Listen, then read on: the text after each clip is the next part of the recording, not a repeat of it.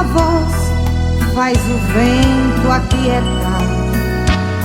Quem é esse que anda sobre as águas e o seu poder deixa todos admirar?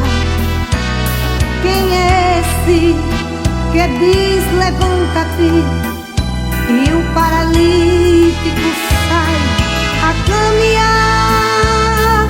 Quem é esse que nas horas de angústia se levanta do seu trono e vem te ajudar? Quem é esse? Quem é esse?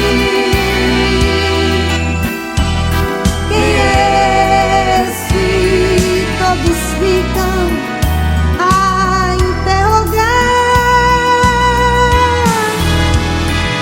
Quem é esse que tem poder e que opera quando e como quer? Quem é esse? É Jesus de Nazaré.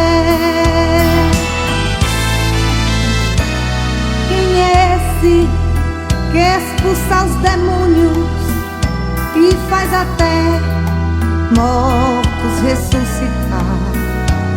Quem é esse que diz ao cego veja, mesmo sendo de nascença o cego passa a enxergar? Quem é esse que atrai as multidões e sua palavra tem poder para transformar?